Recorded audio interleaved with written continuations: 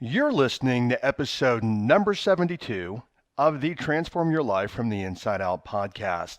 This episode is a Monday Q&A episode, and the question this week, which I'm sure resonates with a lot of you, is how do I have more peace and not live in fear?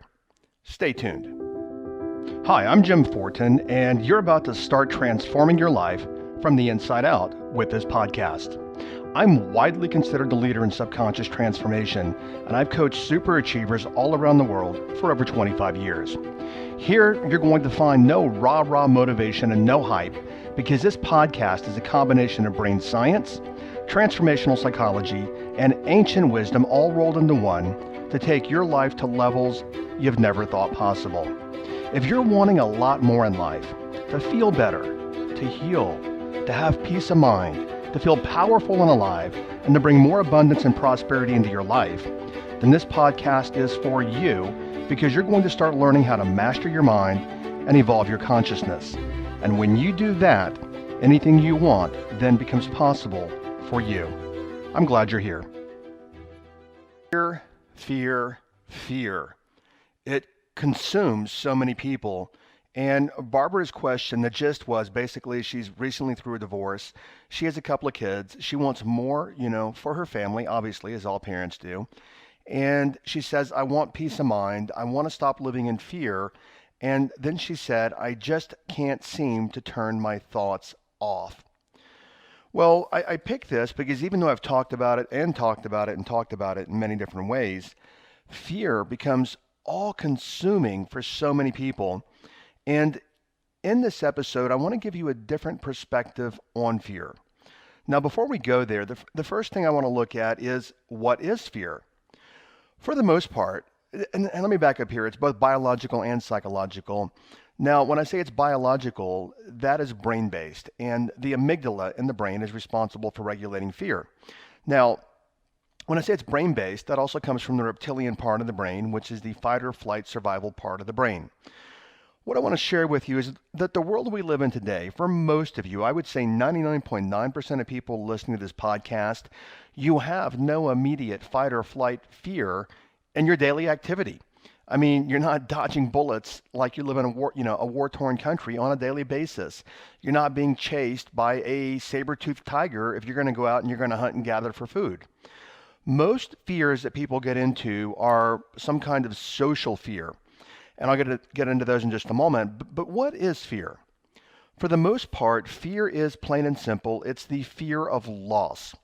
If I quit my job, oh my gosh, I'm going to lose my paycheck.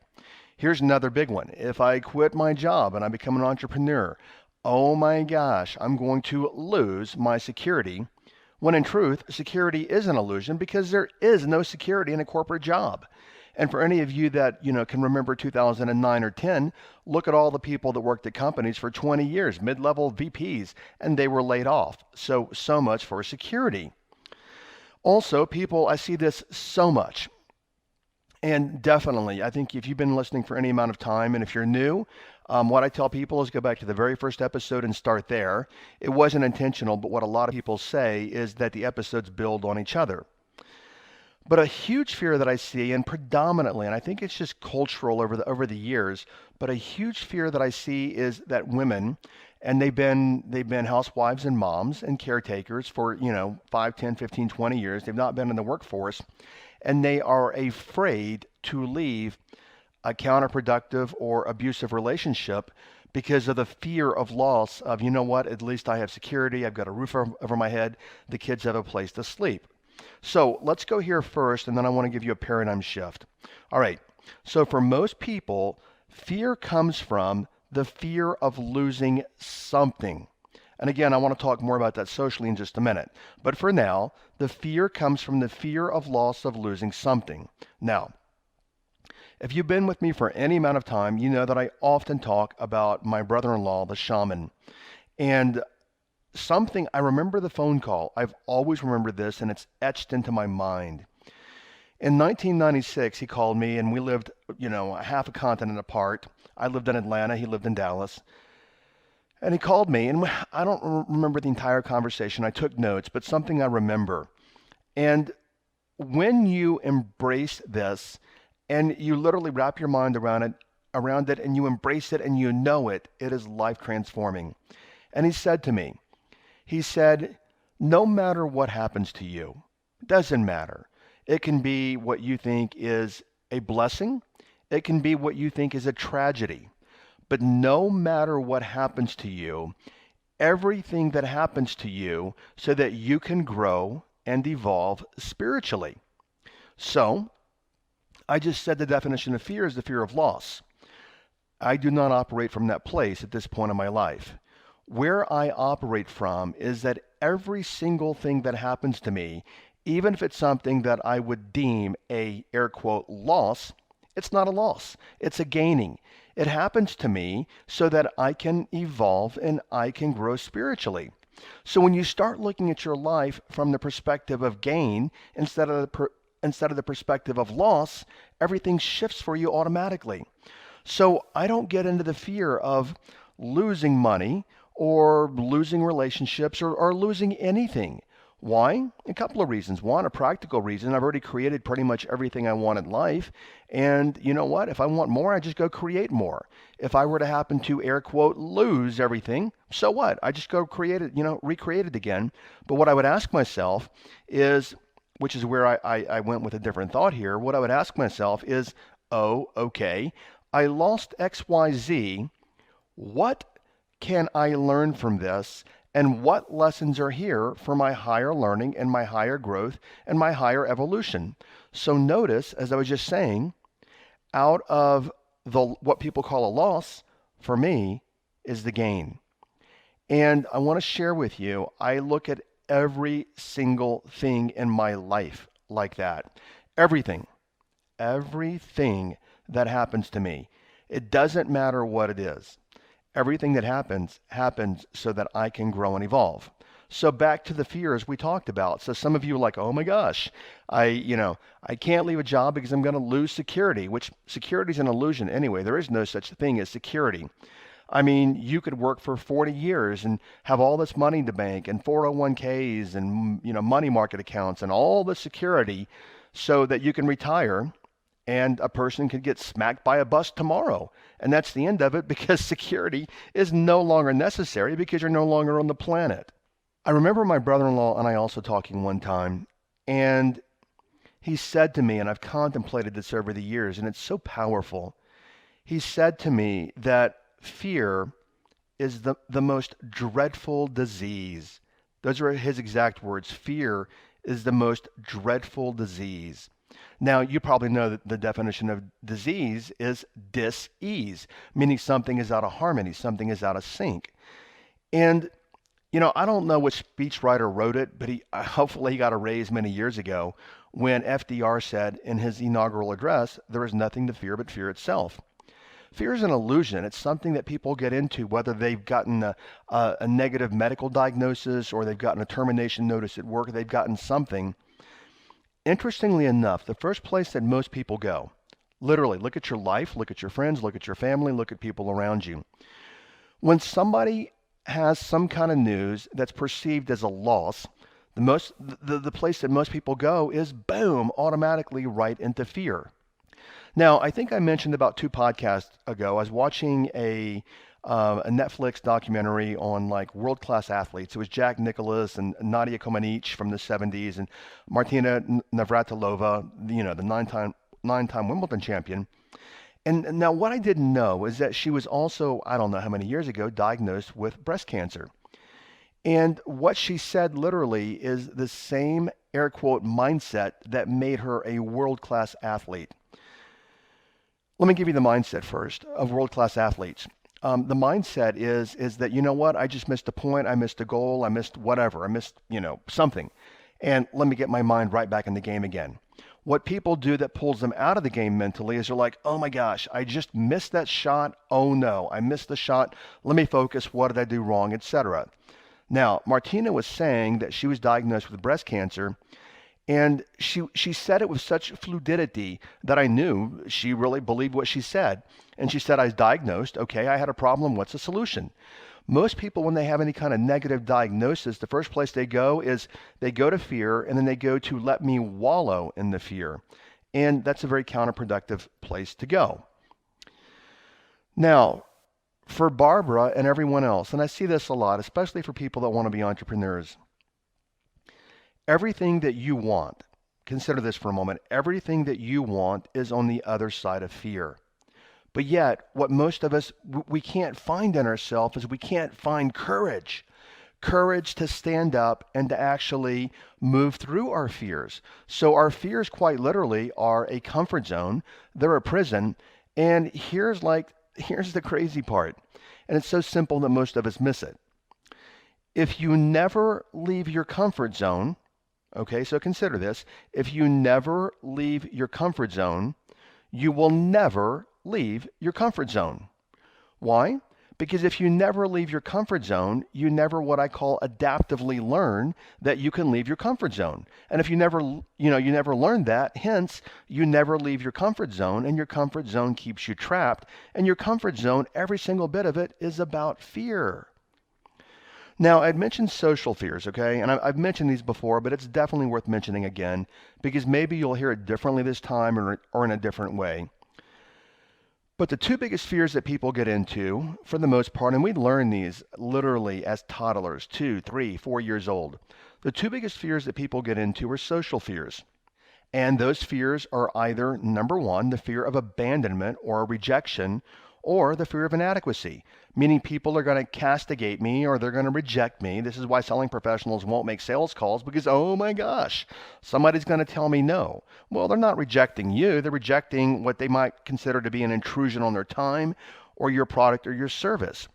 So number one is abandonment, and number two is inadequacy. And I tell you, well, let's look at these for a second. I'm going to go here. I've said this many times, and I'm going to say it again, is that people will not put themselves out in life because they're afraid of being judged, and then whatever that loss means to them, a loss of face or a loss of respect or a loss of whatever they think people might be attributing to them. So people are afraid to be judged, and people won't put themselves out there, and that as well keeps people trapped. But this is what I tell people. No matter what you do, doesn't matter. Whether you're a rock star or a movie star or you're laying cement or you are an architect or a dancer, doesn't matter. Even what I do for a living, trust me, go look at the reviews of the podcast. I'm being judged all the time.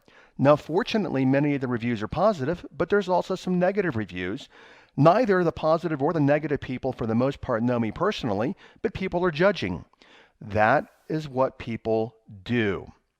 Now, a phrase I've heard before is that humans are meaning-making machines, which means they are judging. So no matter what you do, to give you an example, think about a Matt Damon movie. You've judged it. Yes? No? You might not even like Matt Damon. What about Beyonce or Kanye West or Elvis? I mean, people will say things like, I love Elvis, or my God, I hate Elvis, or he was so overweight, or what a waste of talent. I mean, the guy's a global icon, and people are judging him. So don't you think if they're going to judge Elvis, who's been off the planet 40 years, they're not going to judge you? And even look at you. The irony is that you don't want to be judged, but you spend 90% of your day judging other people. And I'm not even saying it's malicious that you're judging people or in any kind of way you're wanting to harm anyone, but you're making meaning of the world. I mean, look what that idiot did over there. Oh, she's so sweet. Oh, they're really selfish and stubborn. Oh, he's really kind. Oh, those people, no, they're bad for you. Oh, yes, these people are amazing. But see, that's what people do. So what I want to share with you, and I've said before, probably a half a dozen times in this podcast, no matter what you do, you will be judged by people, positively, negatively, or not at all. People just don't care. So why not just go do what you love to do and be who you are, because you're going to be judged anyway. You know, I don't watch a lot of TV, and I do watch YouTube at lunch sometimes just to pass the time and just for, kind of numb the mind a little bit when I've been doing, a lot of work. And there was a clip of Ellen on today. Well, it wasn't on today, it was on YouTube when I was having lunch today. And look at Ellen when she was judged back in the 1990s, or whatever year it was. I never saw her TV show.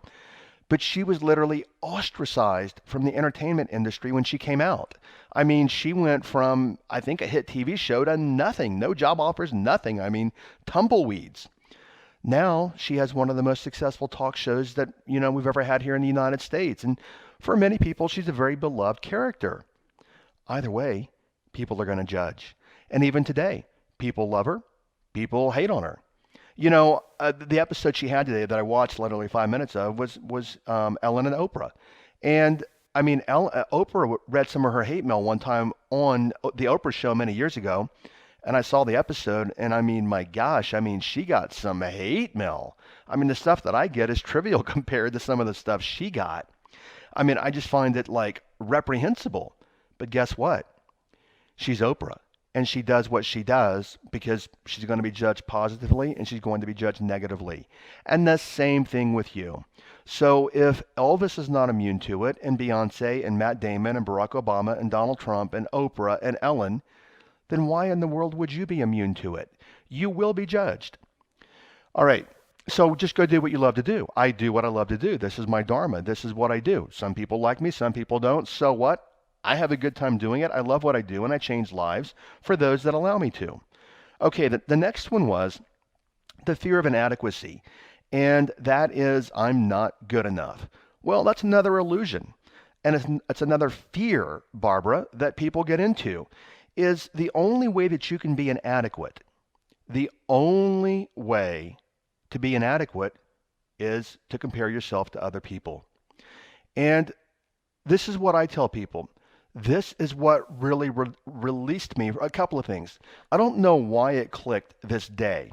I have no clue why it clicked at this level, but when it did, it clicked. And this was about 15 years ago.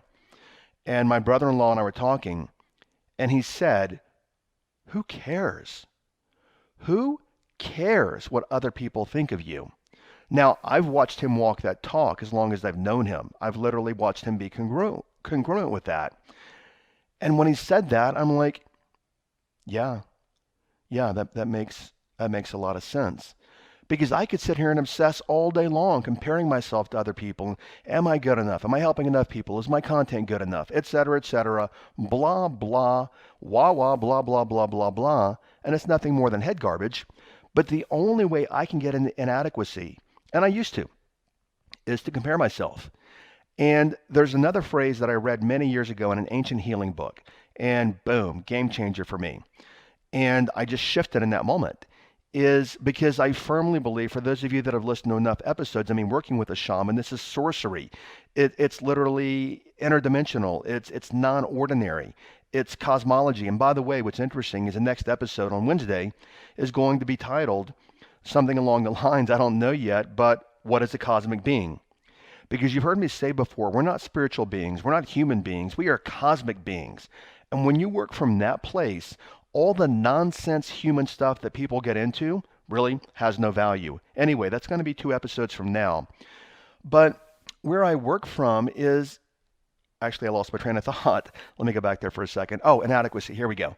Where I work from is that we all have karma. And every single person on the planet has different karma. You don't have my karma. I don't have your karma. And that being said, I look at why in the world would I ever compare myself to you when we're living completely different karma?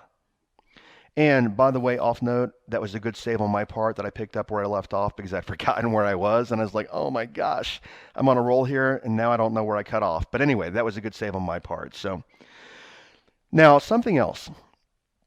Fear is an emotion. Now, what I want to share with you is emotions come from the reptilian part of the brain and the limbic system, the middle part of the brain. But here is a tool. What happens, and this is happening to Barbara because she says, I just can't seem to turn my thoughts off. Well, Barbara, what you've done is you've become a victim to your thoughts. And you probably have some belief. I mean, if this is a contextual thought, meaning an overriding belief that you have that you can't turn your thoughts off, then what do you think your abilities are going to be? So fear is an emotion. As I said, it comes from the reptilian part of the brain and the limbic system. But this is what you may have heard me say, I don't know how long you've been listening, foundational thinking. I say it over and over and over and over again. is that we must learn to move our attention. Now, if you've not downloaded it yet, go over to my website, jimfortin.com, and download the Master Thought Formula. In my interpretation, it's one of the best pieces of content that I've ever created. I have had massive amounts of people tell me, it's like a 90-minute video training, I believe. They've told me that that content has literally transformed their life. There's no charge. It's free. Go download it. And the whole premise of that program is that you are not your thoughts. You are the thinker of your thoughts. And when you have thoughts that don't serve you, then move your attention. So you've heard me say before is that you are where your attention is. So even if the fear pops up, as it does on a lot of people, and the fear is I'm not good enough, or they're going to abandon me, or this or that, or blah, blah, stop and move your attention. Now, I heard some guy yesterday, I was watching something, and he says, well, we can control our thoughts. Well, he doesn't really understand. That's not correct. We can't control our thoughts. Now, to prove that, how many times, like Barbara here, have you had thoughts pop in your mind and you're like, go away, get out of here. And then you fight the thought, and what happens is because you're fighting the thought, it actually becomes stronger because that's where your attention is. But see, these thoughts are nothing more than habitual, whether it be fear or inadequacy or anything that pops up is habitual and brain-based. And this guy said, well, we can control our thoughts. Incorrect. Because look how many thoughts like Barbara pop in your mind, and you're like, well, I don't want this thought.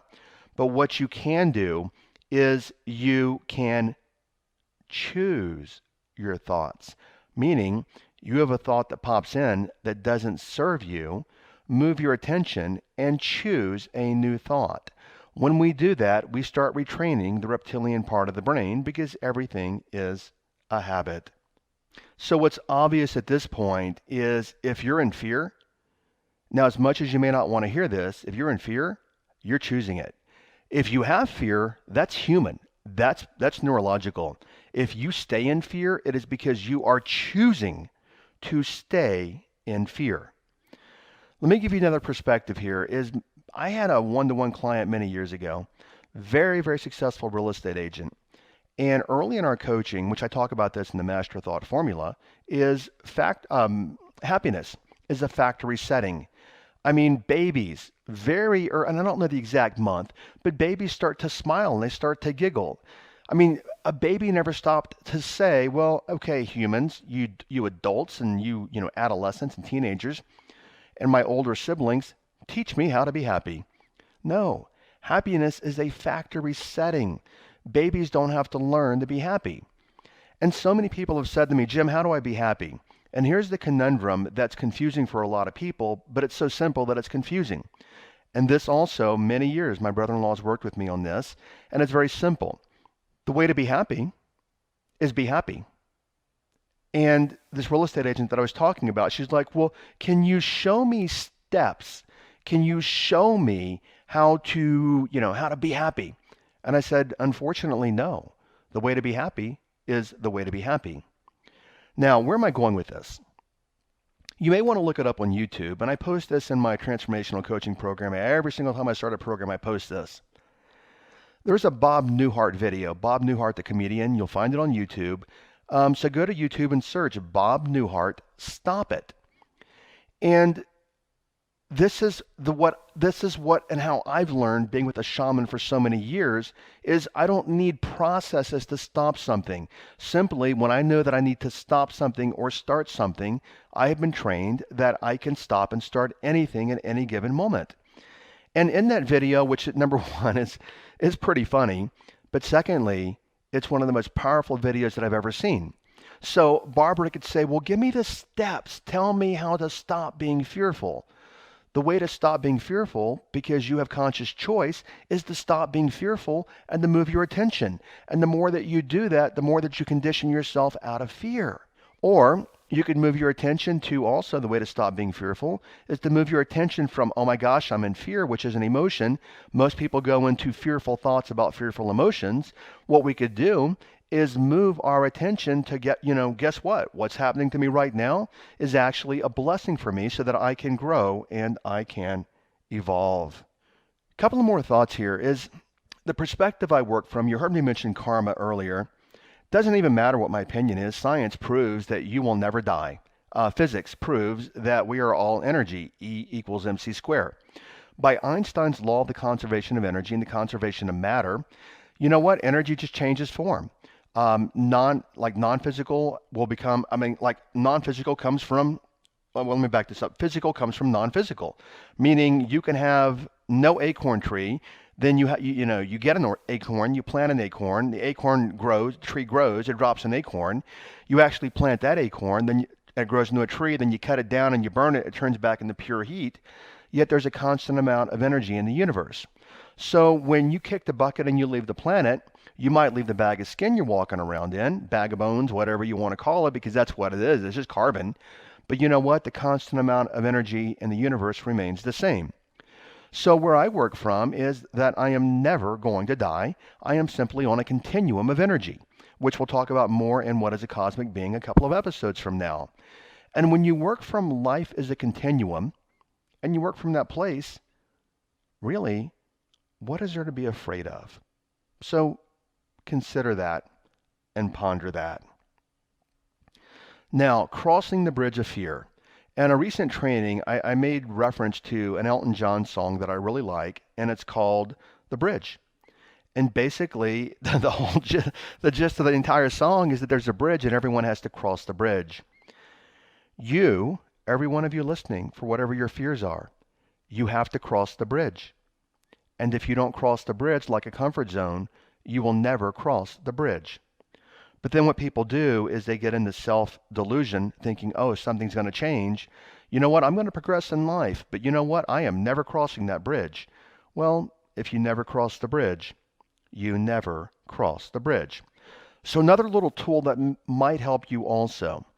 I remember many years ago, I used to be a platform speaker. This day and age, it doesn't do anything for me. But for a long time, I was a platform speaker, and I ascended to the height where I worked very big stages with very big names, and I've trained thousands of speakers. This day and age, I'm rusty. I mean, I've not worked a platform, meaning a stage, in a lot of years. But I remember many years ago, I was invited to an event, and they said, you know what, we think it's going to be a big event. We don't know. And I was kind of just starting out in speaking. And I remember them saying, hey, Jim, we have 100 registered. I'm like, whoa, 100. Then they're like, we have 200 registered, 300, 400, 500. And when I got to 500, I went into fear, and I'm like, oh my gosh, I've never spoken in front of 500 people before. And as it ended up, there were 1,000 people that showed up, and I was actually one of the main speakers. And I guess I did a pretty good job, because once I just go in the zone and start working, things kind of disappear, and I just get in the zone and I go. But I look back on that a lot of years ago, and guess what? Even though I was in fear when I started, guess what? I did it anyway. So what I wanted to share with you is a little bit of a tool here, and that tool is, you know what? When you're coming up against fear, ask yourself this question: can I do it anyway? And I get a good kick out of people in my programs, my transformational programs, because I also ask them to introduce themselves in the group. It's all a private Facebook group. Share your experiences, things that have been holding you back, share. And a lot of people initially, early on, will say, hey guys, I know we started 2 weeks ago, but I've not done a live yet because I'm afraid to do a live. And then what's interesting, I invariably almost always hear, oh my gosh, that wasn't so bad. Now I like doing lives, and I can do lives in my business. What I want to share with you is when you say, can you do it anyway, and you do it, you literally in that moment transcend the fear, and you learn that the fear that you had was simply an illusion. There are other places that I can go, just very, very quickly here, which you may want to look into as well. I've mentioned a lot, in these episodes, is self-hypnosis. And you may want to just Google self-hypnosis, eliminate fear, and see what comes up in terms of audio. All right, so, and there are other places I can go and more things. Some people work from fear also that, let's say, for example, they leverage fear. What I mean by that is, let's say, for example, that you're a salesperson, but you're afraid to cold call people or call on people because if you do, oh my gosh, oh no, they may tell you no and they may hang up on you. So people get into these little bitty fears. Now, I call this leveraging a larger fear against a smaller fear, or leveraging a smaller fear against a larger fear, in that, you know what? The fear you have of cold calling is keeping you from making a really decent living, which is keeping you from building any savings. So let me ask you, which fear would you rather have? The very, very temporary short-term fear of picking up the phone and calling somebody, which, by the way, you can reprogram yourself through subconscious reprogramming not to be afraid to cold call, whole different topic, or it's kind of related. But which fear would you rather have? The fear of picking up the phone and being told no, or never actually building any lifetime income and then looking at the last 20 or 30 years of your life with no income or savings to fall back on? Which is the greater fear? Okay, so the transformational takeaway is this, is that we get into fear because of a fear of loss. And as I'd mentioned when I started this episode, any and everything that happens to me is not about loss. Everything that happens to me is a blessing. Therefore, it is a gain to me. So what's the point of getting into fear? Because there is no loss, there is only gain. Okay, so that's your transformational takeaway. And as I alluded to a couple of times earlier, the next episode is going to be entitled, What is a Cosmic Being? And I'm going to share with you. You were somewhere before you hopped in that bag of skin that you call Mary or Sue or Habib or Kyoko or Ishmael or Prabhu or whatever your name is, wherever you are in the world. You were somewhere before you hopped in that bag of skin that you now identify as you, which is really just not you, it's just a vehicle, but you were somewhere, and that's the topic of our next episode. Okay, thanks for listening, stay well, and I'll catch you later. Bye-bye. Thank you for listening to this entire podcast. If you're the kind of person who likes to help others, then share this with your friends and family. You know, if you found value, they will too. So please share via your social media channels. Also, if you have questions, I'm here to assist. You can email me questions to support@jimfortin.com, and I may even use your question for a future podcast episode. Also, if you want transformational content like this daily, connect with me on Instagram. My Instagram name is I am Jim Fortin. Finally, I do have a personal request. I believe that we're all here to help others and to grow and evolve ourselves. Together, you and I, let's help more people. If you would please leave a review on iTunes, and a good one by the way. I'd be grateful, and through your assistance together, we can transform more lives. Thanks for listening.